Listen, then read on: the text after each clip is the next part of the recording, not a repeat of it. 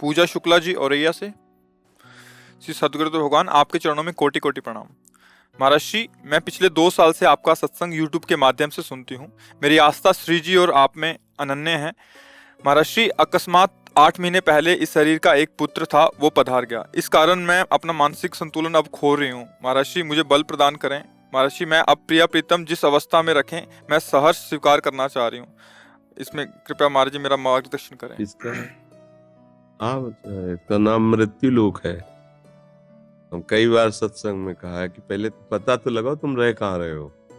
इसका नाम मृत्यु लोक है। मृत्यु लोक, मरना, मृत्यु सबकी होगी। अब ये निश्चित है, प्रभु किसको, किसी को गर्भ में, किसी को गर्भ के बाद, किसी को कुमार अवस्था में, किसी को जवानी अवस्था में, किसी को वृद्धावस्था में, कब प्रभु किसको बुलाते हैं ये। अब ये तैयार रहो भाई, जाना है यहाँ से, सबको जाना है। अब दुख तो इसलिए होता है कि हमने अपना माना है ना।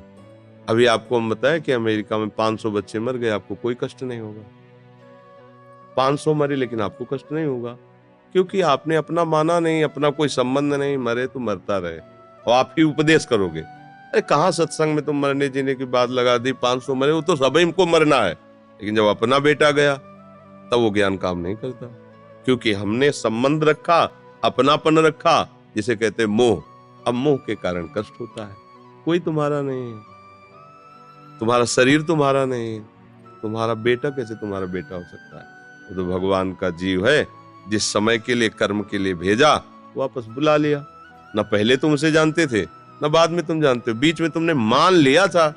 उसी मान लेने का तुम्हें कष्ट मिल रहा है। मेरा बेटा, और भगवान ने बहुत बुरा किया, या जैसा भाव कि मेरे बेटे को भगवान ने छीन लिया।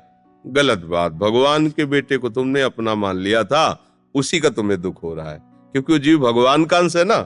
तुम्हारे कर्म के अनुसार वो उतने वर्ष तुम्हारे साथ रहने के लिए केवल आया था, इसके बाद चला गया। हमें लगता है कि मन को विचलित ना करो, धैर्य पूर्वक, विचार पूर्वक नाम जप करो, और ये तो सबके साथ होगा। सबके साथ होगा, नहीं होगा। हम सबको जाना है भैया। कोई आगे जा रहा है, कोई पीछे से, कोई तैयारी कर रहा है, और जो बिना तैयार थे वो पछता पछता के जा रहे हैं। जाना तो है ही सबको। तो हमें लगता है तैयारी कर ले तो अच्छा रहता है। जैसे तैयारी कर ले ना, कि जैसे अपने लोग तो मरने की तैयारी करके बैठे हैं, कभी भी बुलावा आवे फिर तुरंत बस भाग चलो, प्रिया जी के पास जाना है, तैयारी किए बैठे। अब अगर यहाँ हम तैयारी कर रहे हैं तो फिर जब बुलावा आएगा तो बस यही ध्यान आएगा कि यार ये लाखों कमाया और सब छूट रहा है, अब क्या होगा। जहां जाना वहां तो कुछ परिचय नहीं है, तो घबरा जाता है जीव। फिर यमदूत फिर उनका हिसाब किताब करते हैं। इसलिए अपने को राधा राधा राधा। और देखो, सच्ची मान लो, ना मानो तो भी देख लो, तुम्हारा कोई बस नहीं है। तुम अपने न बच्चे पैदा कर सकते हो, न बचा सकते हो, न उनको भेज सकते हो। कोई बस नहीं है। जहां देखो ना, स्वस्थ स्त्री पुरुष एक भी बच्चा नहीं, उनके बाग कर्म में नहीं है तो नहीं है। और गरीब आदमी है, कई बच्चे हैं, वो नहीं चाहता फिर भी बच्चे हैं, और सब स्वस्थ है, जुकाम भी नहीं हो रहा, खाने की व्यवस्था नहीं, पर वो घूम रहे।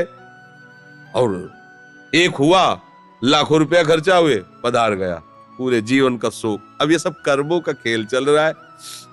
कोई अपना नहीं, कोई पराया नहीं, ये बाजार है, खेल चल रहा है, माया का चल रहा है।